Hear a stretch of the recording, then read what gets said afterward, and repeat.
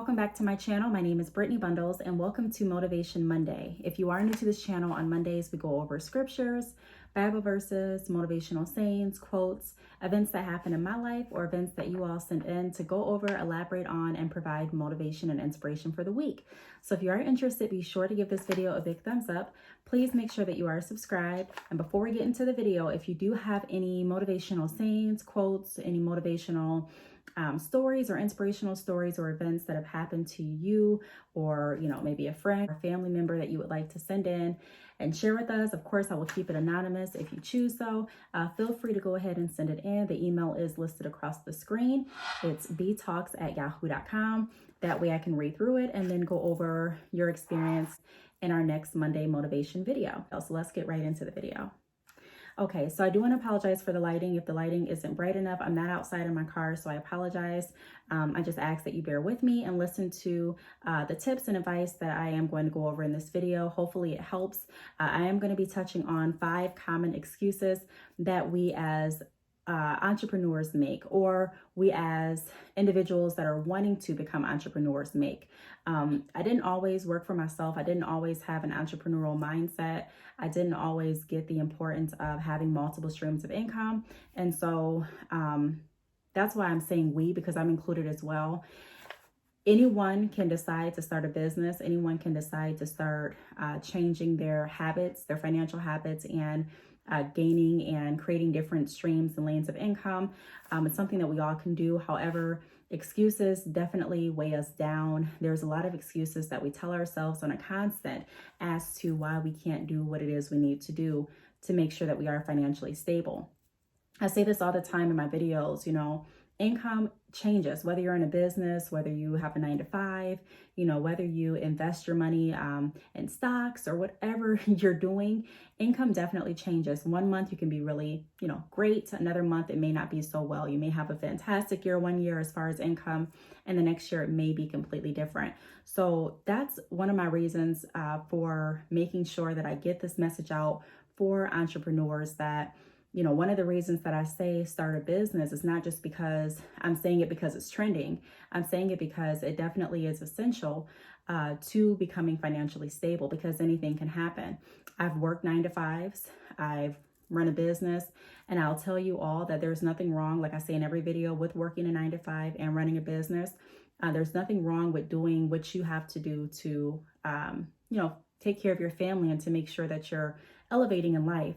However, I don't want us to become comfortable with a job alone. Not saying that anything will happen. I'm just saying if something does happen, I make a lot of videos about not putting all of your eggs in one basket. And even if you may not need any financial assistance or help right now, today, or even this year, doesn't mean that that'll be the same story in a year from now or in 2 years from now. And so some of the excuses that we make, I'm going to start with number 1. I have my notes here as always. Is I don't know what to sell. I don't know what to offer. So that's why I haven't started my business. So what I would say to that excuse is find out what you like to do. And I say find out because a lot of people don't know. We spend so much of our time invested in other people, invested in other things. We really don't give ourselves a lot of attention or the time that we need to really become our best selves. I'm not saying everyone, but a lot of people can definitely relate.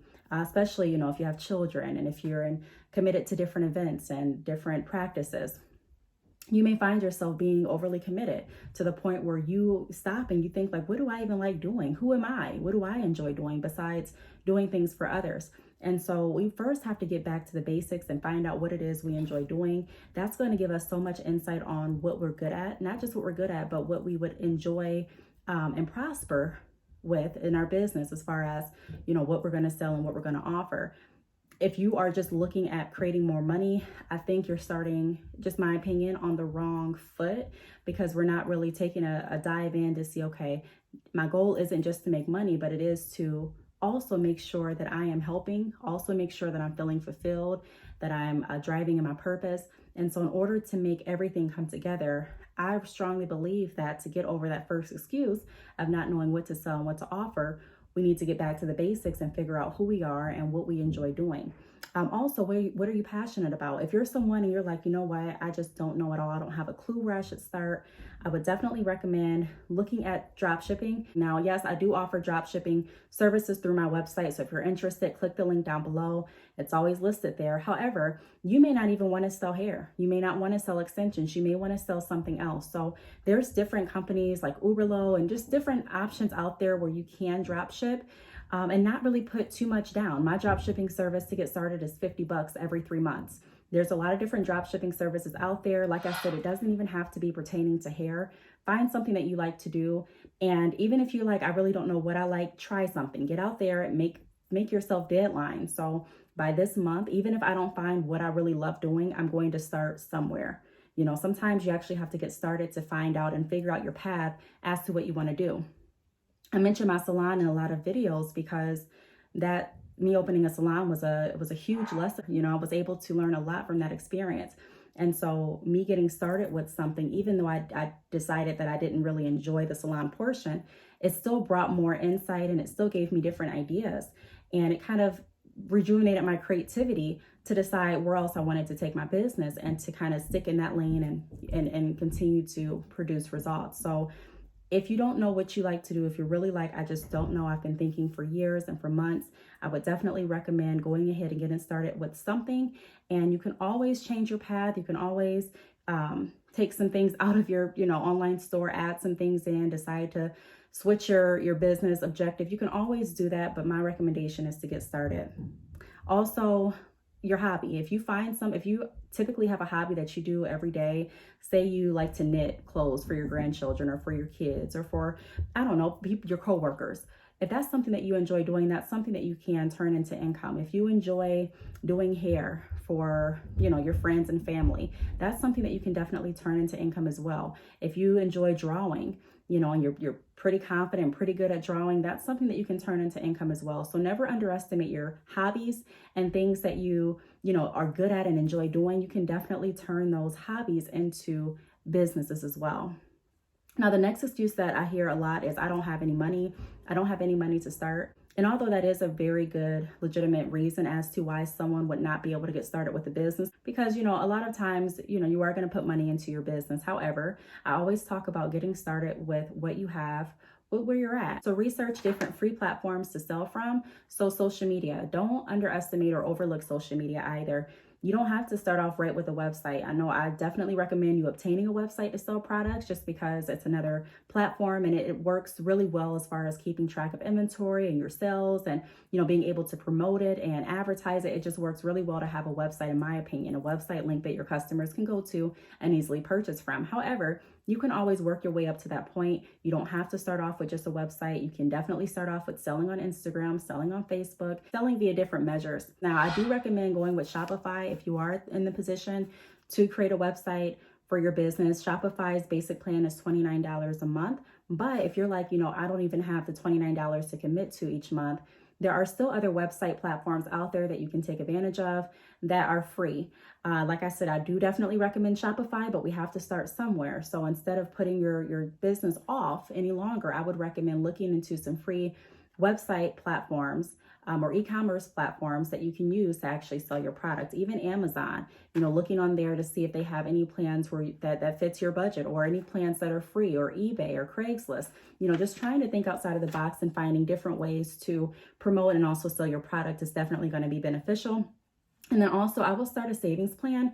So if you don't have the money, and you are receiving a steady income, maybe it's from your job, maybe it's from,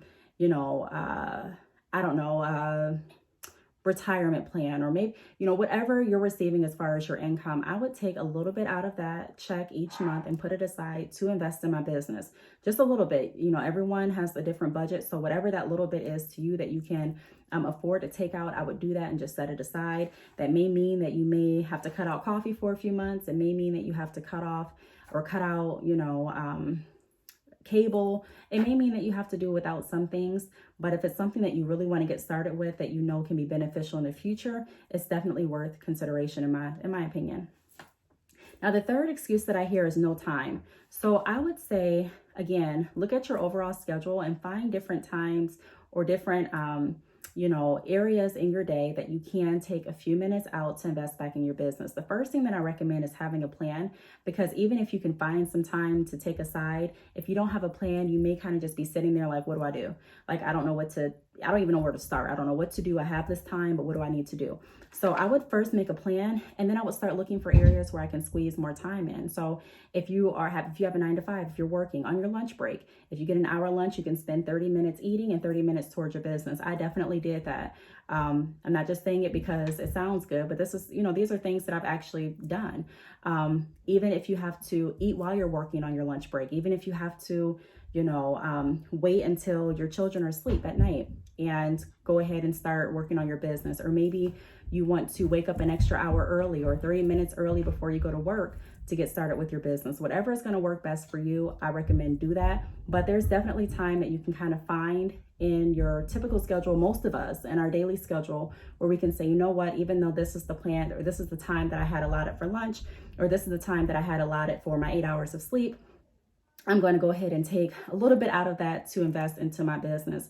Now, I don't recommend you neglecting sleep or you not taking care of yourself. Health is definitely important, and so is rest. However, sometimes, you just have to weigh what works best for you. And if you don't have the time, my best advice is to create it so that you will be able to have more time in the future. The next excuse that I hear a lot is I have no logo. So again, my advice is going to be get started with what you have. If you don't have a logo, that's okay. You can definitely start with just your business name on your branding material. You can start with advertising your business name, choose a few colors that you want your business to represent or that you want to represent your business, and add those colors to your business name. You can always add on a logo. You can always recreate your logo, revamp a logo. So a logo should not be a reason, in my opinion, to hold up the process.